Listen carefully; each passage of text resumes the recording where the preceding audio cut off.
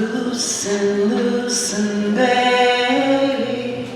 You don't have to carry the weight of the world in your muscles and bones. Let go, let go, let go. Holy breath and holy name, will you ease? Will you ease this pain? If you know it, sing with us.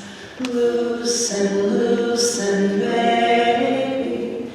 You don't have to carry the weight of the world in your muscles and bones. Let go, let go, let go.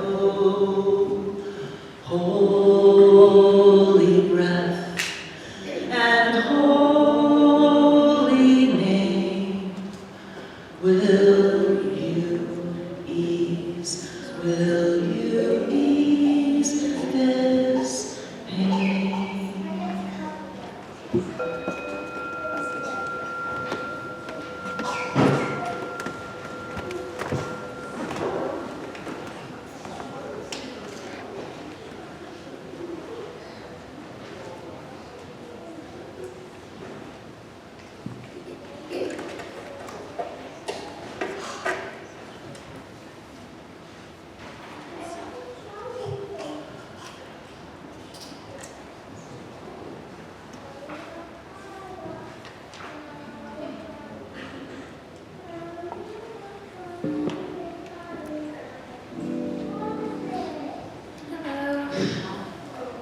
Good morning. I'm going to be playing one of my songs. It's called Scooter.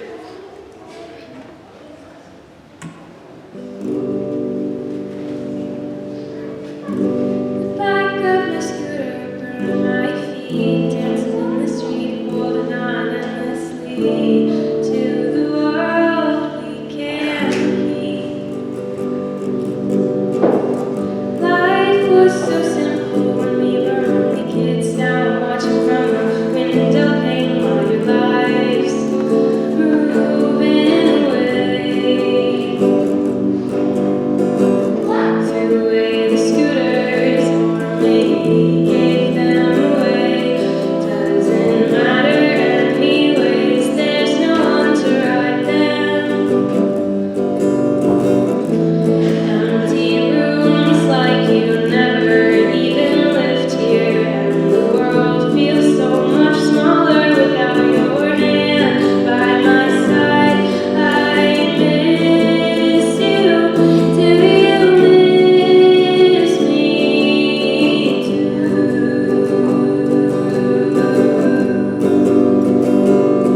I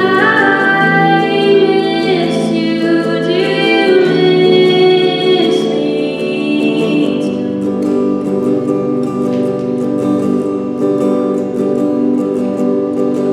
Riding the bike that you got for your birthday. I used to be smaller than the wheels, and you tell me don't get hurt.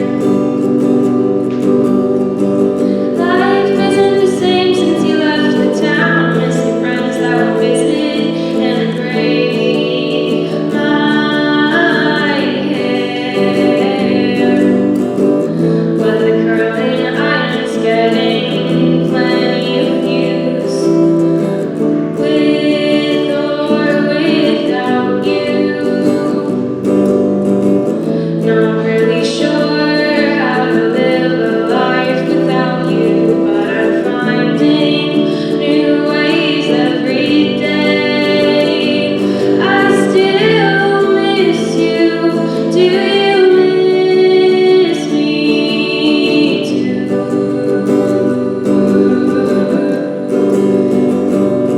I miss you. Do you miss me too?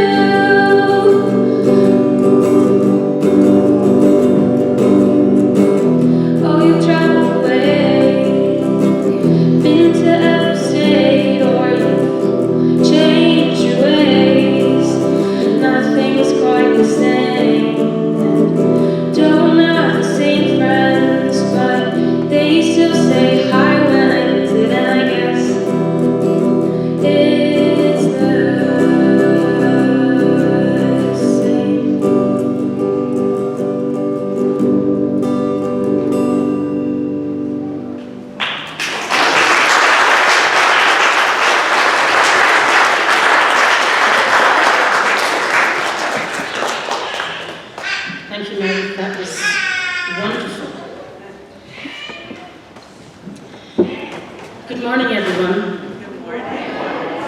Good morning and welcome to First Parish Church of Groton and to our second Sunday of the new church year.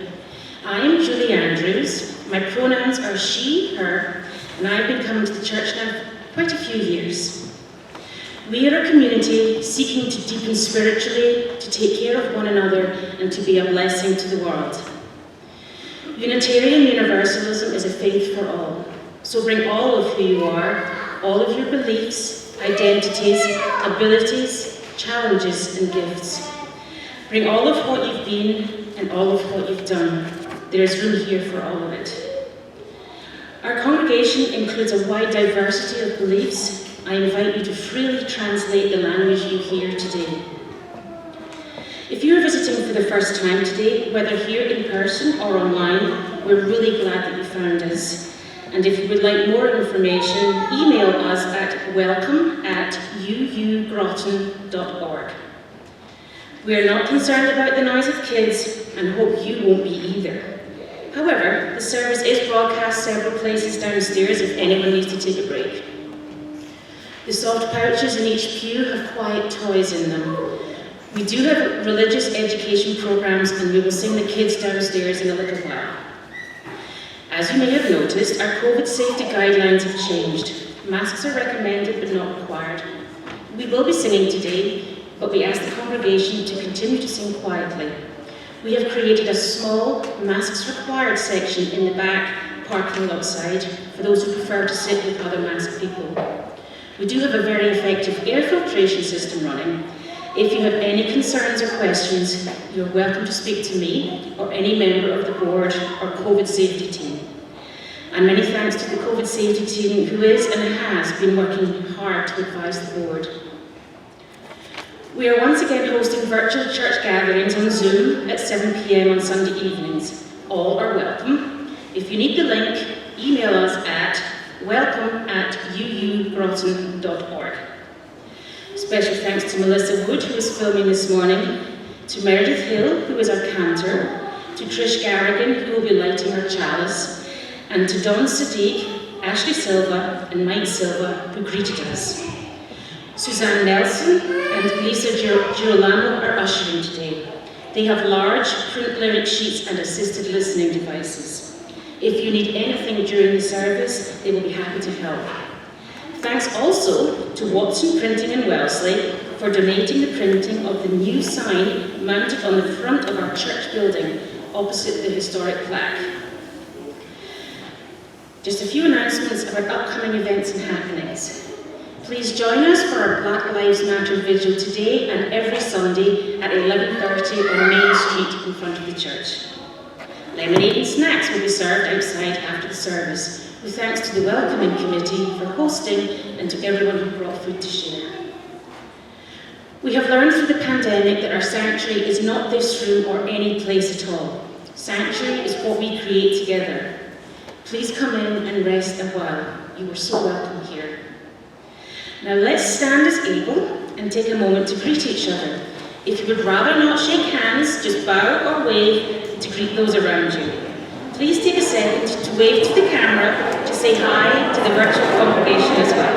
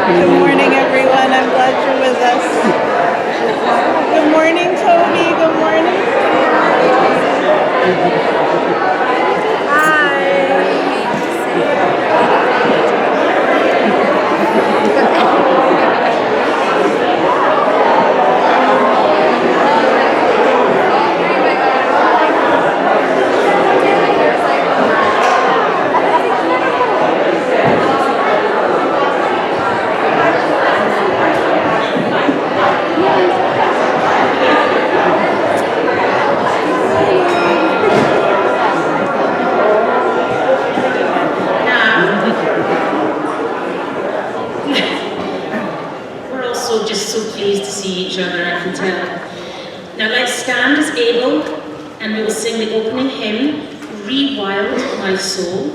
Sean will teach us, then Meredith will lead us, and the words are in your order of service.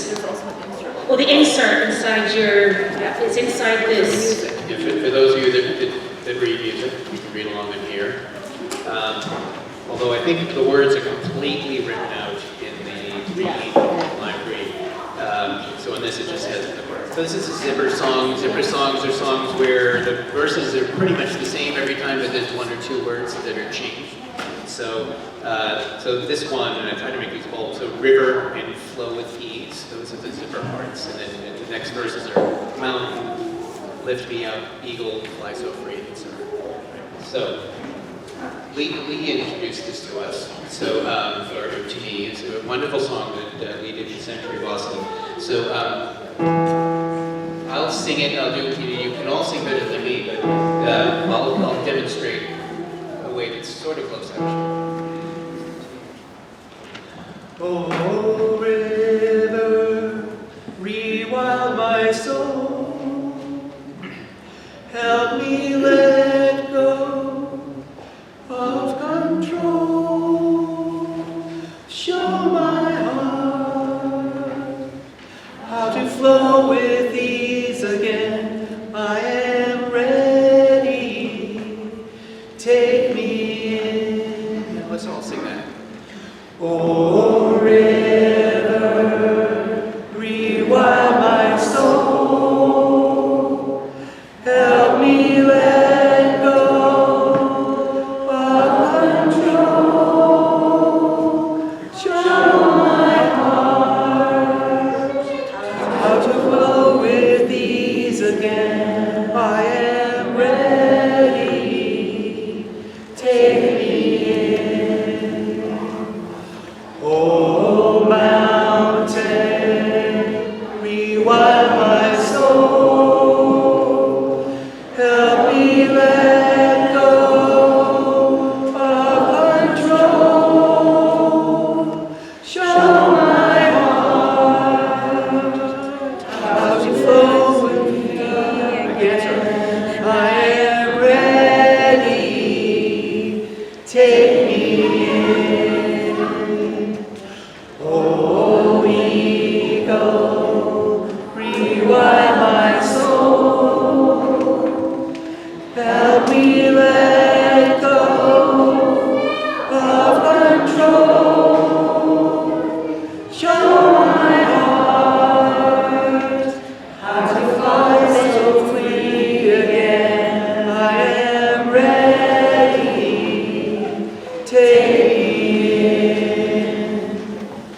Oh, vast sky, rewild my soul, help me let go of control, show my heart open wide, how to open wide again. I am ready, take me in. Oh, forest, rewild my soul, help me let go of control, show my heart how to trust its path again. I am ready, take me in. Oh, sunshine, rewild my soul,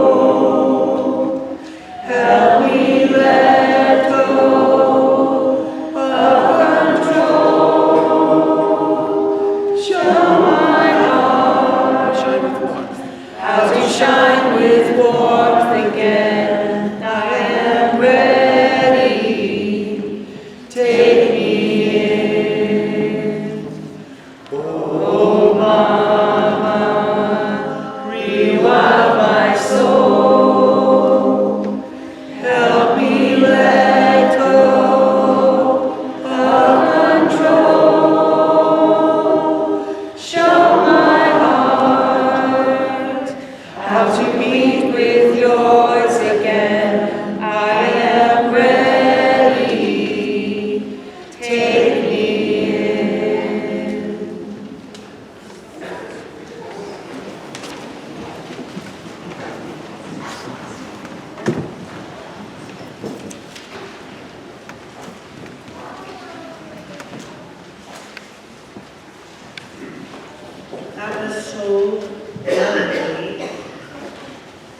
So Rosh Hashanah, the Jewish New Year, begins tonight at sundown, and we need to eat round and sweet things.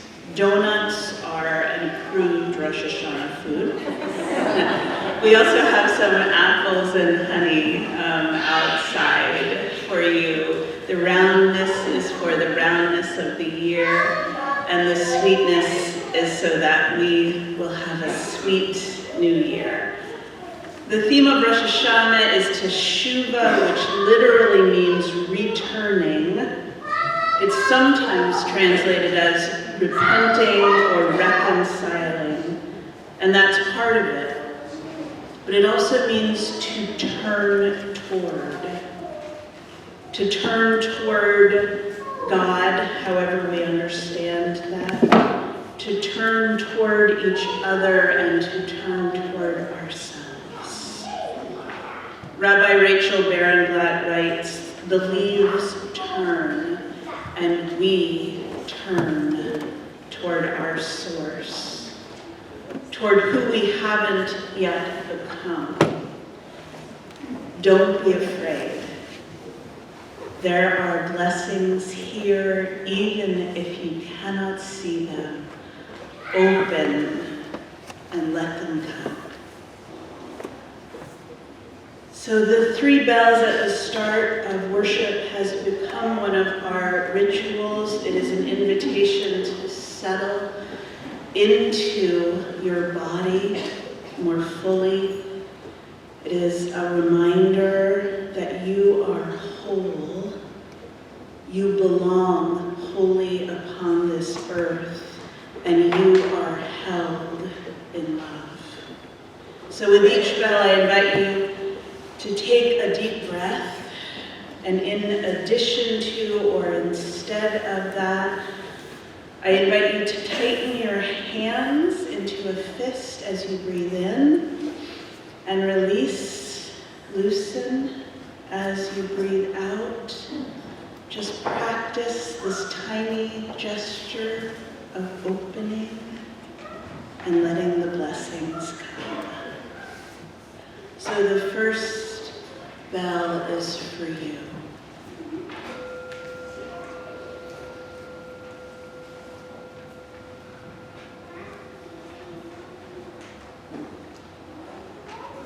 And the second bell is for all of the ones you love.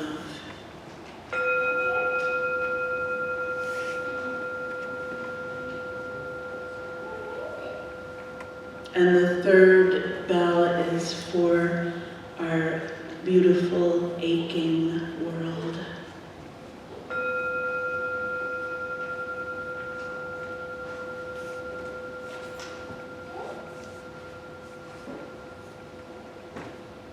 So if you are with us online and you have a chalice or some kind of candle at home that you would like to light, I invite you to do that now as we light our common chalice here in the meeting house. The chalice is the symbol of our faith, created during the Second World War. It is a symbol of resistance to hatred in all forms. It is a symbol of our resilience and hope. And Trish Garrigan, who is a member of Lee's internship committee, will light the chalice this morning.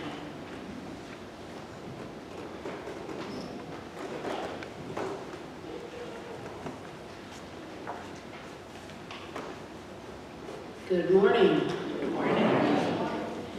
Do any of you remember playing songs or albums over and over again when you were younger? And I'll admit, yes, I see that, yes. I still do that every once in a while when I find the right song. Well, when Lee asked me to do this chalice lighting and the theme was belonging, I sat and wondered, what do I have to say on this topic? I thought of the many times I felt like I didn't belong. I thought about how we all want connection and a sense of belonging, but nothing was really clicking, especially this part of belonging to oneself. So I took a break and I went for a walk in the woods with our new dog Luna. And what came to me was one of those long ago songs that I used to play over and over again. And I haven't thought of the song in many years. But something clicked, like, yeah. So as I walked along, I pulled the song up on my phone, on YouTube, that you can do, and I listened again to the song. And I remember the feeling I had back then when I listened to this song. It was a yearning, a wanting to know what it was about, a curiosity. It wasn't how I was feeling at that time, but I was just curious about it. So the song was Home to Myself by Melissa Manchester. Some of you may remember it. I know I do. It was released in 1973, so I had just graduated from high school. But I think it was college when I just kept playing this song over and over again, thinking, what would that be like to be home to myself? As she described, I got the sense it would be a good thing, but it certainly wasn't where I was at the time. So I'd like to read the lyrics for you. I wake up and see the light of the day shining on me. Make my own time, it's mine to spend. Think to myself, my own best friend. It's not so bad all alone, coming home to myself again. Now I understand. Whatever I feel is whoever I am. Watching my life and how it's grown, looking on back to friends I've known. It's not so bad all alone, coming home to myself again. It's not so bad to get lost in my tears and to laugh and to cry for the years gone by. Oh my, oh my. Now, somehow I know I've come a long way, got a long way to go. But something inside keeps making me strong, and in the bad times, I'll get along. 'Cause it's not so bad all alone, coming home to myself again. I'm coming home.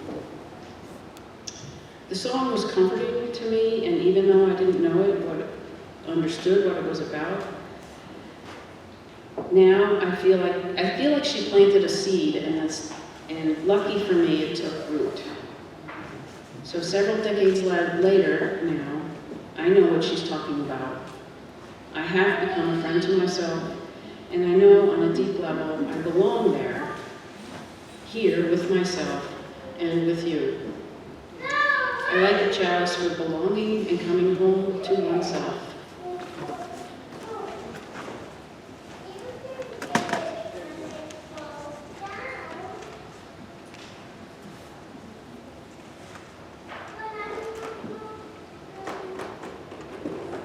I guess I should say I like chalices.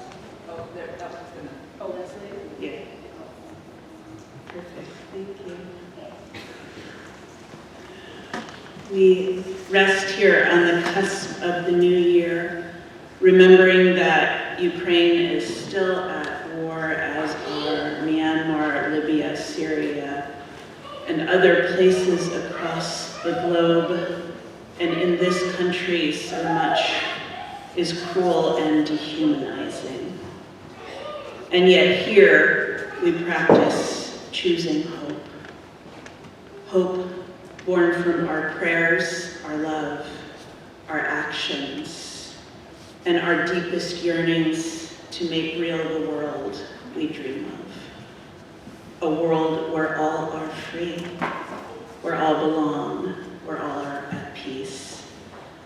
And we light our peace candle to hold that hope, to hold that promise together. Meredith, would you light the peace candle?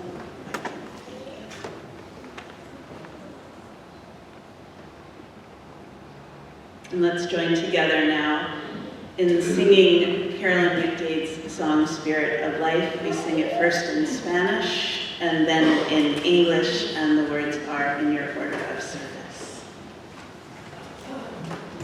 When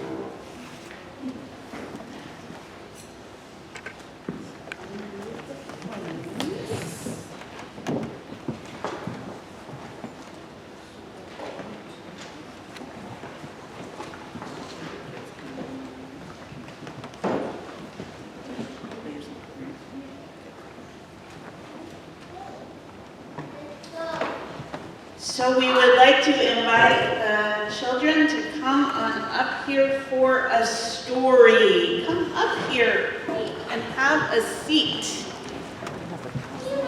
Yes. Hi, Zoe and Cora and Abigail and Michael and Sam and Leo. This is Justin. Jackson. Hi, I'm so glad you're here. Hi, Gigi. Hi, Sophie and Santiago. So, first we need to say our words for gathering. I keep forgetting to do this. You need to remind me if I forget this, okay? We are Unitarian, Universalists, with minds that think, hearts that love, and hands ready to help. Yes, that reminds us who we are and what we are all about. So, you know the feeling of being relaxed and calm in your body? And you just feel loved and safe and like everything's okay? When do you feel like that? When maybe you sit on your mama's lap? That might be a time. Maybe when you're singing. Can you think of any other times when you feel good in your body? Yes. What do you think, Orlai? At home. I love that. I was thinking maybe when you're taking a warm bath or shower. What do you think, Rebecca? I'm thinking when my cat sits on my lap. Oh, Rebecca says when my cat sits on my lap. Yes, Zoe? You're saying the Me Too sign when your cat sits on your lap, right? So we're going to call that feeling good. Not just good, but good. Good. Right, yeah, we'll practice that with us. Good. Yeah. So does anybody notice that there's something weird in the church this morning? Yeah. What? A bicycle, right. You might have noticed that there's a bicycle here. And what else about it? That's funny. It's upside down. Yeah. So we're not going to write it. That's probably the message here. So the bicycle today, or at least the wheel, I know it's upside down, Leo. Hang on, we'll figure out why. The wheel is going to be like the pictures in a storybook. All right? And just like the pictures, the grown-ups can't see so well. Sorry. But you know what a bike wheel looks like? There you go. So, also, this is going to help us tell the story. This is my friend Clippy. I don't know what kind of animal Clippy is, but Clippy is going to help, and Clippy is super sweet. All right. So we're going to pretend that the middle of this wheel is good. That's the place that's good. Okay, so it can mean whatever it means to you. All right. So, and the wheel going around is sort of like life happening. All right. And these parts, they're called spokes on a bike wheel, spokes. When Clippy is good, and even if the spokes are going around really fast and Clippy's here in the middle, you can see that Clippy doesn't actually move that much, right? But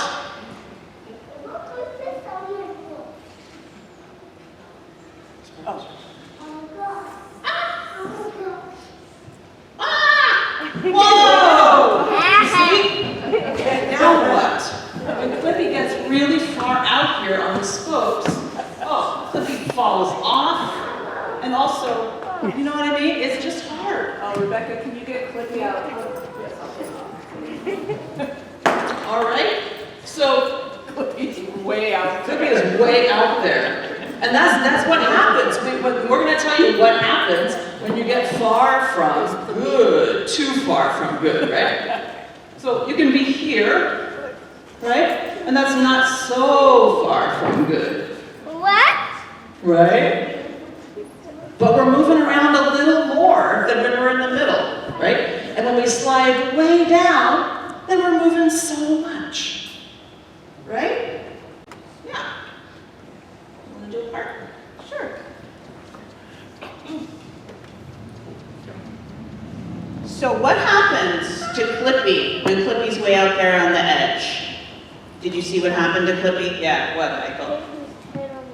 He hit his head. Clippy hit his head on the metal. Clippy flew Out of life. out of life and onto the floor. And Rebecca was kind enough to get Clippy. Where do you think Clippy wants to go? Back toward good, right?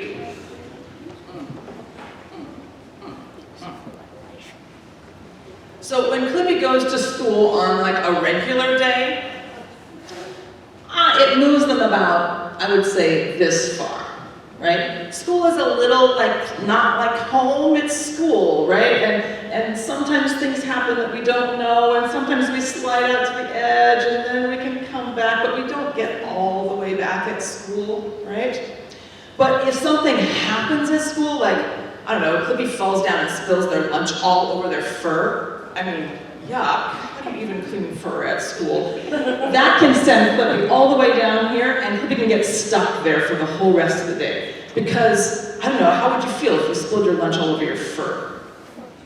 Not good. Not good, right, not good. Like embarrassed, all the things, right? Sticky, ugh, right? What?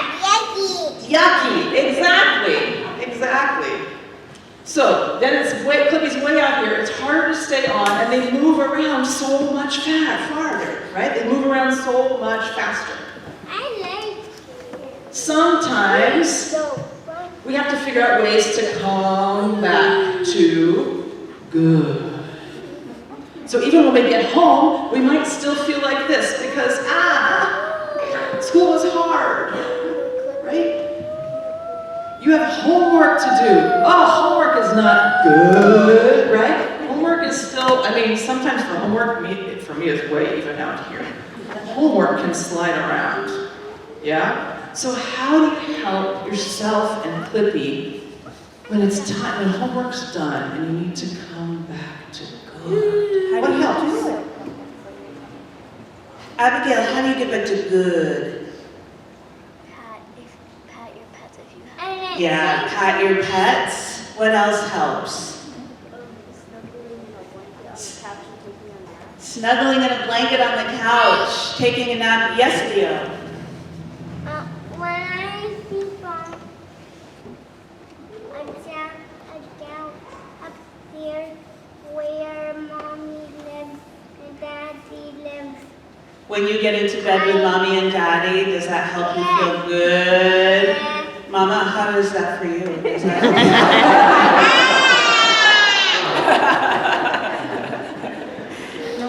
So, Lee, how do you do it? Well, so I like to sing. Singing brings me back to good. Actually, good. I sing, sometimes I sing loosen, loosen. I sing all sorts of songs. I actually like to cry. Crying crying brings me back to good. It starts me out, but crying helps me come back to good. I don't know if that's true for anybody else, but it helps me. But I have to practice. I have to practice coming back to good. I wonder why. Adults do too, right? Adults have to practice coming back to good. Good is funny. So, learning how to come back to good is really important. And not just because it feels really nice when we feel that way. When we're good, we're going to be kinder to other people, aren't we? When we're out on the edge and everything is spinning fast and we feel scared and worried and sad, we're probably not going to be as kind to other people, right? Super hard to be kind to people when you're out here and it's going this fast. Super, super, super hard. So we practice. First we practice with grown-ups, like Leo said. We come back to our grown-ups and we sit in their lap. And we come to our pets. And then we learn over time that I can get to good sometimes by myself. Some people do it better by themselves. Yeah. So that's what our story is about today. How do we get back to good? And thinking about what is that place for me? What is good? It'll change as you grow. Right? Yeah. So thank you so much for listening, and I'm sorry, but you don't get to bring my bike downstairs. So, now the children's choir is going to sing, and kids, you are welcome to stay up front. In fact, even come up here so that you can see and hear a little bit better. I put it over there already.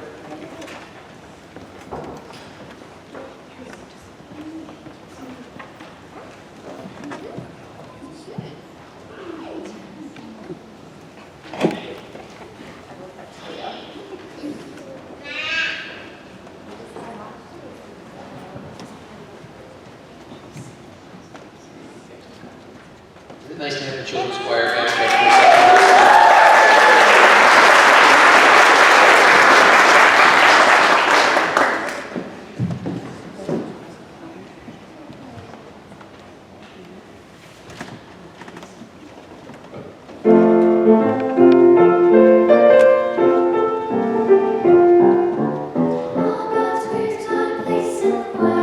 Some sing low, some sing high, some sing out loud on a telephone wire.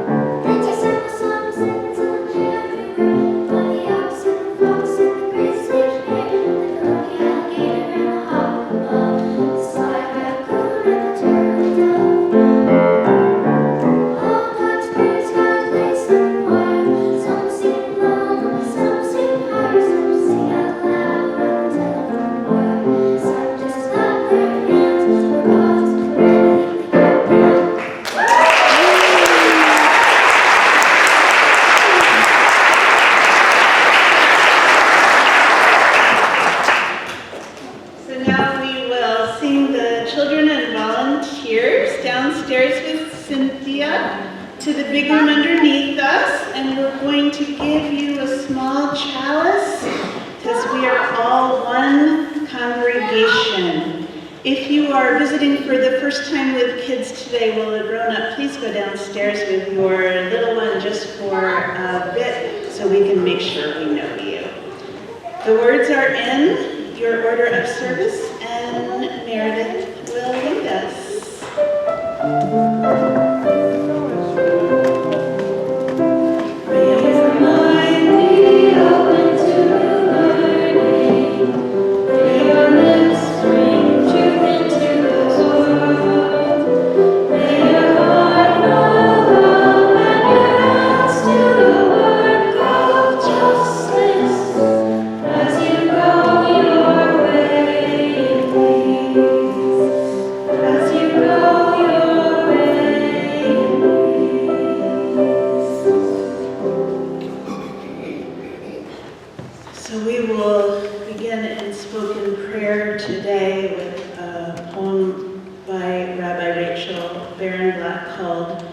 Return, and it is about that work of turning, the work of making amends in the new year, the work of letting go. She writes, how to make it new. Each year, the same missing of the same marks, the same apologies. We were impatient and unkind. We let ego rule the day. We forgot to be thankful. We allowed our fears to distance us.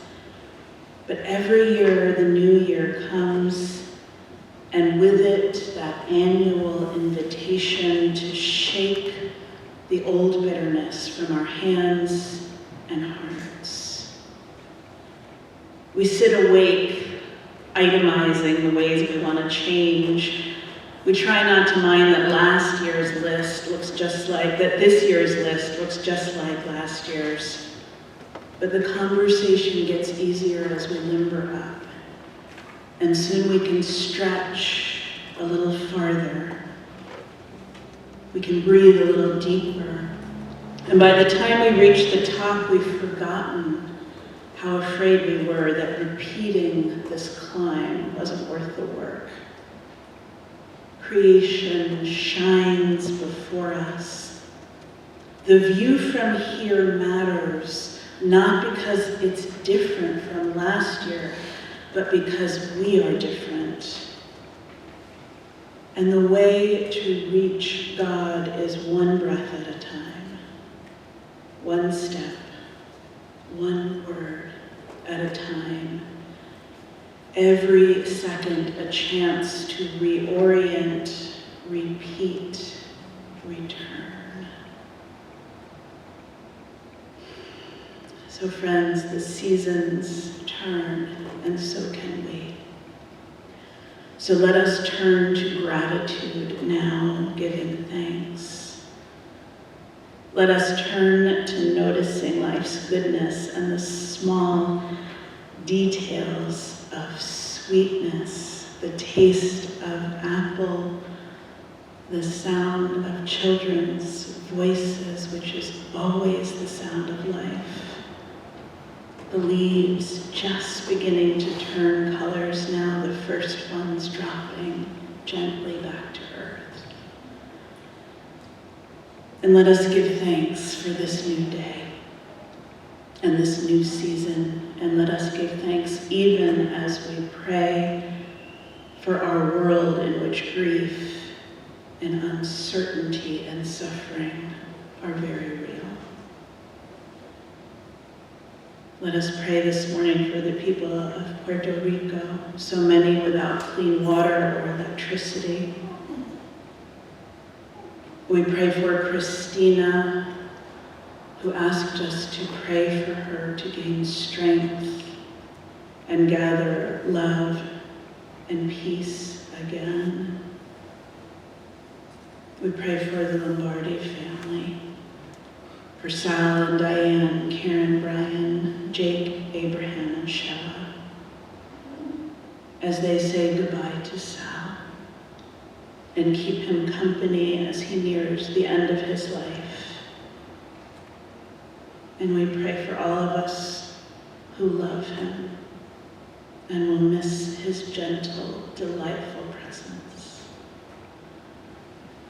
We pray for Doug, for Dara, Douglas, and Al as they cope with a recurrence of Dara's cancer after a 5-year remission, for healing for all of them.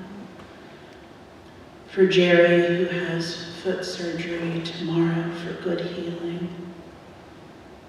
And for Morning Star, on the death of her beloved wife, Karen, who died on Friday morning.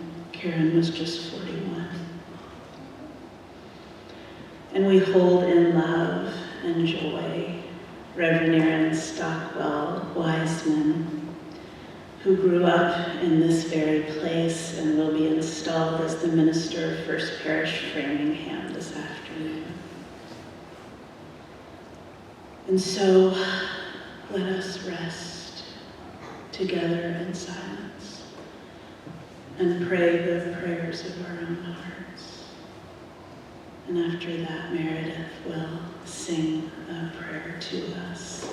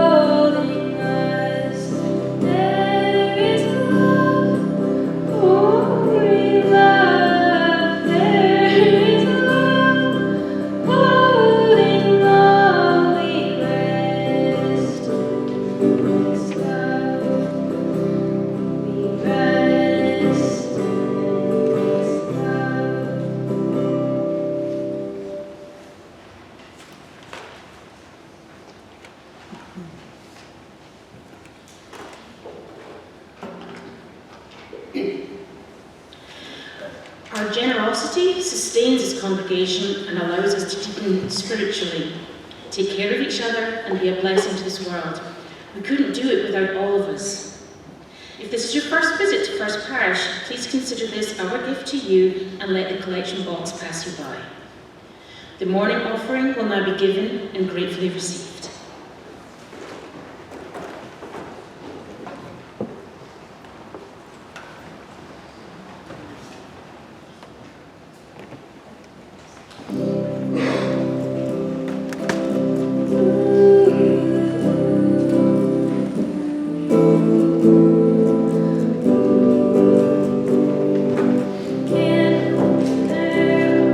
Sunday morning, quiet.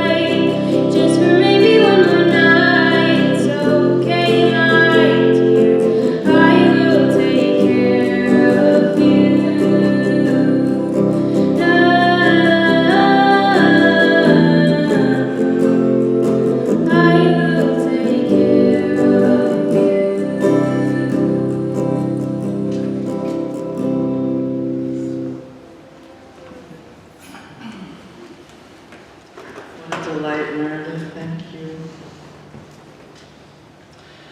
Last Saturday, I had just come back from bringing my son Mars to his Miracle League baseball game, and I only had a few minutes to take a quick shower before going to the celebration to dedicate this meeting house and its addition to the National Register of Historic Places. So Lee was in fast shower mode, right? And as the water was warming up, I literally had the thought, oh, I can wear the same socks this afternoon, so I'll just leave them on to save time. And I proceeded to jump into the shower with my socks on. The startling feeling of wet socks was funny enough, but when I realized I had come to a somewhat conscious decision to leave them on, the absurdity of my internal logic got me laughing so hard that I actually couldn't get them off. So they just stayed on.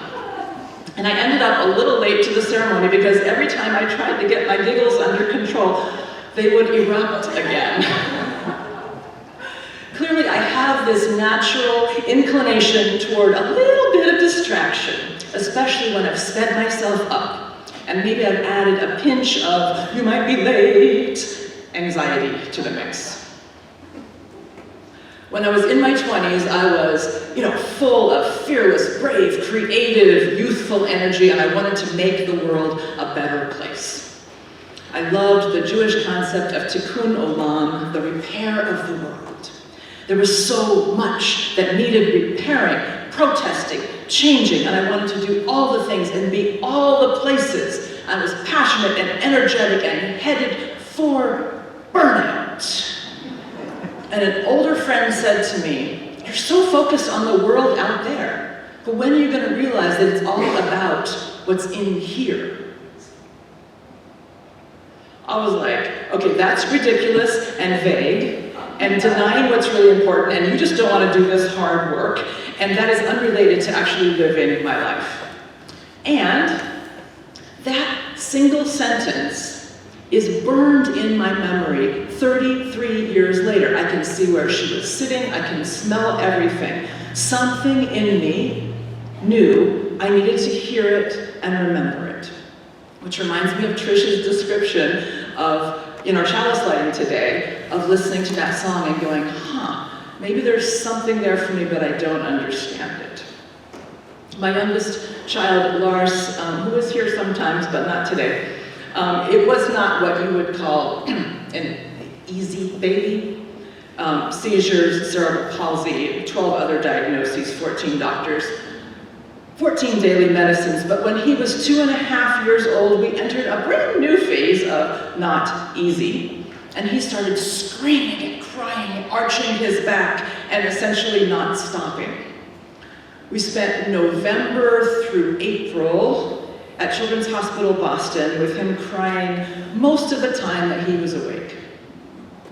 Now, the adult human response, which I'm sure many of us are very familiar with to babies screaming, is pretty strong, right? Especially if they're our babies screaming. And I found myself so often pulled out. Here's my bike spoke, right? From the Time for All Ages, here's my bike spoke, it's visible now. I found myself pulled out to join him out on the edge of that metaphorical bike tire, right?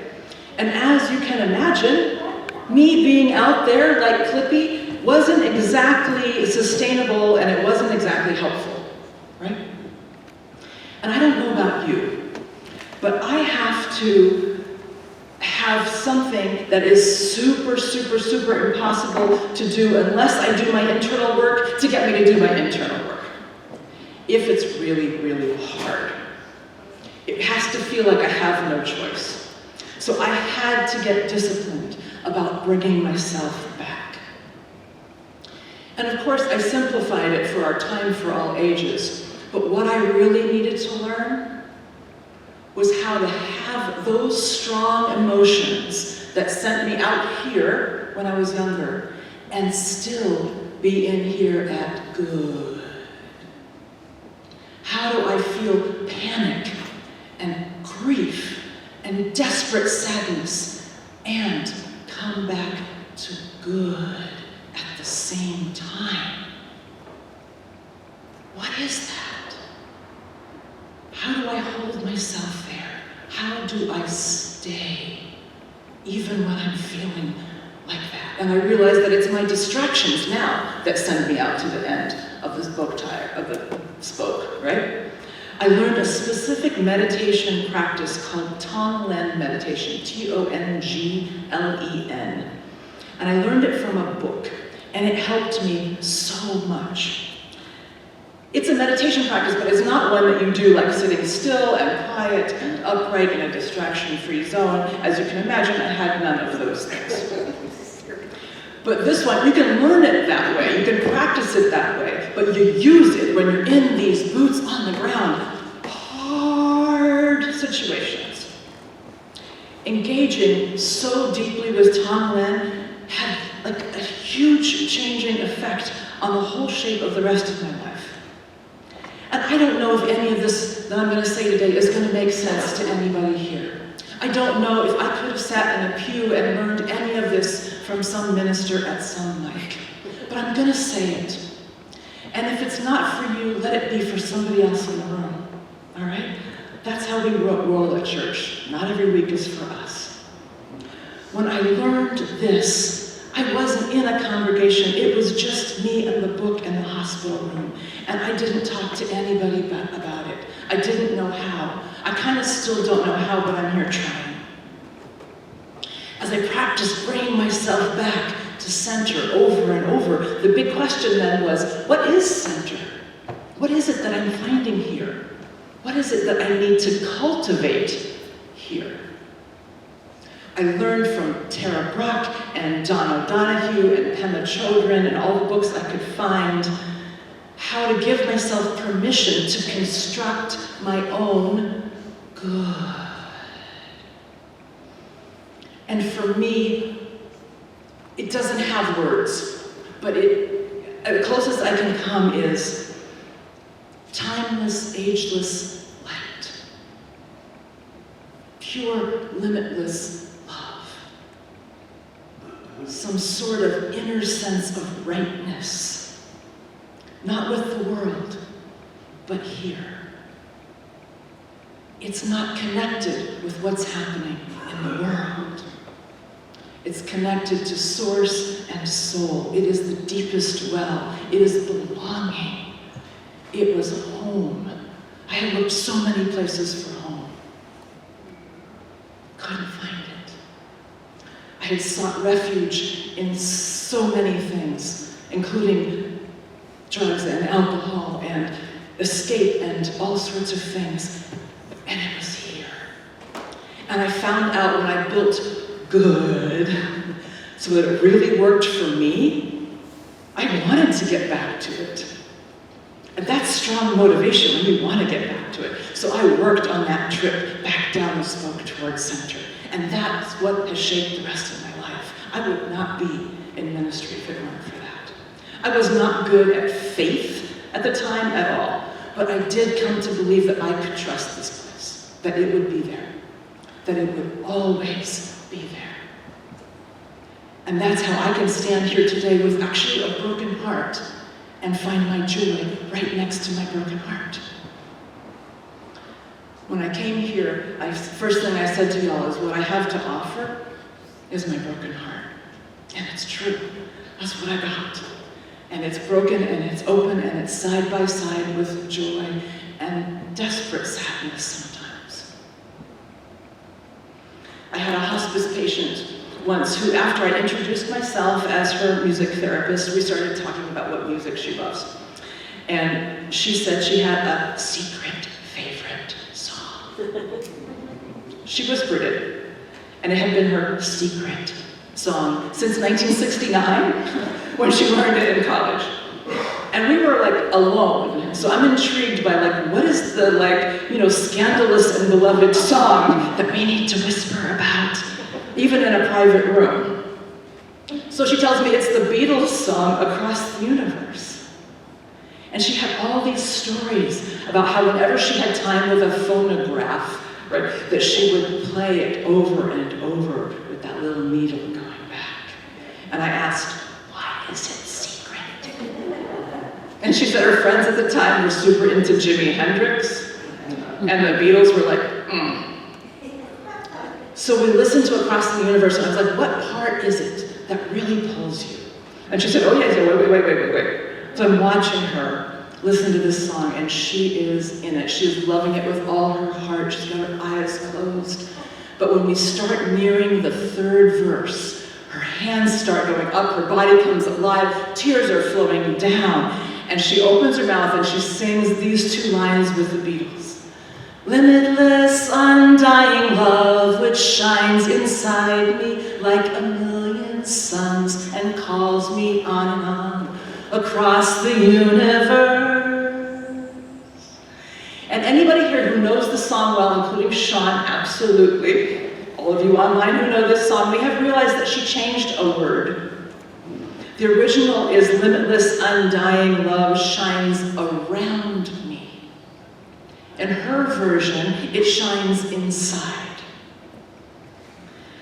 I don't think she changed it intentionally. I think the first time she heard inside, and that's what she needed to hear. And she decided that's the lyric. And she told me, when I first heard this, I had never heard a message like this before. That I could have light inside me, that I could have limitless, undying love inside me, that I was light. She said, I listened to that song 1,000 times because I needed that message 1,000 times. What's the message? I belong here to myself. And this self that I belong to is limitless, undying love. And that is a message that's worth receiving 1,000 times. And when I reflect on these stories, me learning in a hospital room with a book, how to belong to myself, my patient and her song that was secret since 1969. I wish for us that we'd had community in which to do that growing, because we do not belong only to ourselves, we also belong to each other. We befriend and nourish these parts of ourselves that we hide. We practice belonging to ourselves and opening and showing up with all of our broken hearts so that we can have full access to the gifts that we have to offer the world. That's what my friend, Aha, from 33 years ago meant when she said, I wonder, Lee, when you will learn that it's about the world in here. And I was so dismissive. The internal work is not just for our own well-being. Of course it is for our own well-being, and that matters so much. And it's also for tikkun olam, for healing the world, for dismantling systems of oppression and supremacy, for creating our ever wider embrace. Tonight is the beginning of Rosh Hashanah, the Jewish New Year, and it's asking us to grapple with hard questions. How have I caused harm this year? How can I repair it? And what can I do to prevent causing that kind of harm in the future, knowing I will cause a different kind, because that's what we do. The observance of Rosh Hashanah includes what Aaliyah mentioned earlier, this practice of teshuvah, meaning return to the self, also meaning response, also meaning repentance. Judaism teaches us that every person is a whole world into themselves. So in that context, tikkun olam, healing the world, can be, how can I offer my gifts to the people, the worlds who are so close to me as well, my community? Teshuvah reminds us we can always return and we can always respond. We can do something tiny and personal and kind that makes a difference to one person and heal one entire world near us. I'm going to tell you one last story with an example of exactly that, and then I'm going to sing a little song for you. It was this past April 9th, it was Shirley Mann's memorial. For those of you who don't know Shirley, she was a beloved member of this congregation for many, many, many years. And I was struggling hard to get the tech to work well enough that her beloved family who couldn't travel here could see and hear the service from wherever they were across the country. To say I was stressed is an understatement. I was also sort of struggling mightily with one of my really important seminary classes. This is the homework sends lead to the end of the spoke. I was having deep doubts about my ability to do ministry at all. So I'm in the front pew here, right, setting up, and Carol Swift is in the pew right behind me. And Carol stands up with the most beautiful smile. And she gestures me over saying, I know you're busy, but I mean, utterly unresistible. So I walk over to her, of course I do. And she says, I want to tell you that I love you. And of course, I start crying. And Leah happens to walk over and says, what a conversation to walk in on. Carol gives me a big hug and she tells me she's glad I'm here and that she senses my spirituality and that she tells me a little bit about hers. She gave me exactly the gift I needed in that moment, more than anything. And she had a clear path to be able to offer it. Tikkun olam. She healed my world. At Rosh Hashanah, we're called to teshuvah, we're called to return, to respond. So what are you called to return to this year? What are you called to respond to this year? What would it be like to draw energy and agency from a deeper sense of belonging? And how do we get there? What is that trip down the smoke? So many ways. Practices of returning to belonging through meditation, through yoga, through forest walking, through the body, through senses, through singing, through prioritizing relationships that are close to us, tending them, through small, tiny interactions that matter, through acting locally when we're really, really burned out by all the global thinking, searching out a daily dose of awe. I mean, autumn in New England offers daily doses of awe.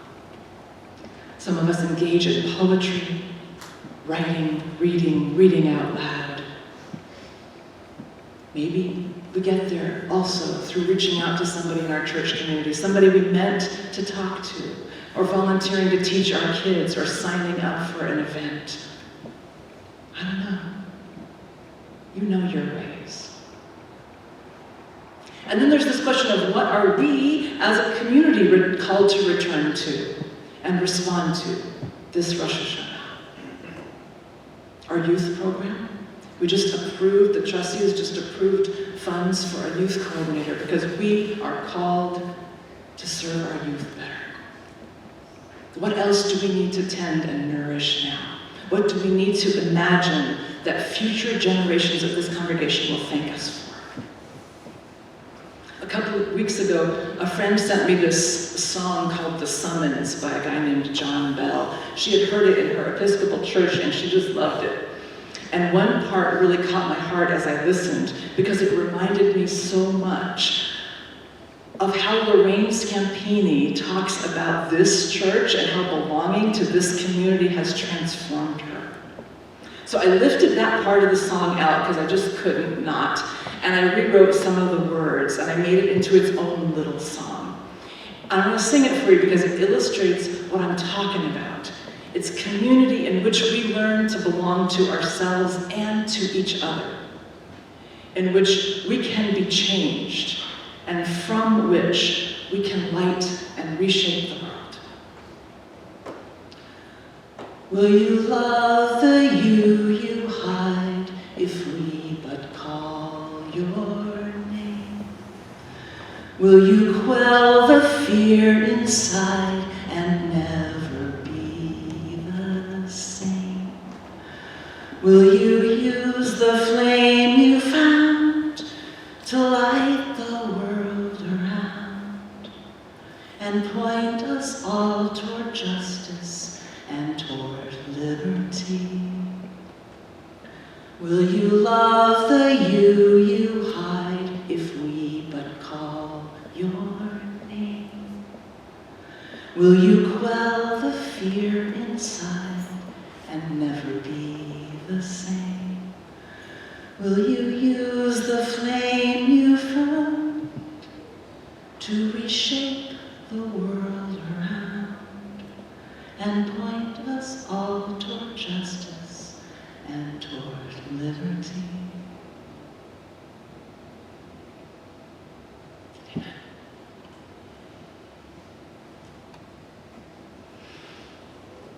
Pat Humphreys wrote Keep On Moving Forward at a songwriting workshop in 1984. I learned it on the streets of Portland, Oregon when I was in that activist phase I mentioned, about 5 years after Pat wrote it. Another 11 years later, in 2001, Pat joined Sandy O, and they formed the social justice activist duo Emma's Revolution. They're singing in Concord on the 15th. 4 years after that, our cantor Meredith Hill was born. Please rise in body and your spirit, and let's keep on moving forward.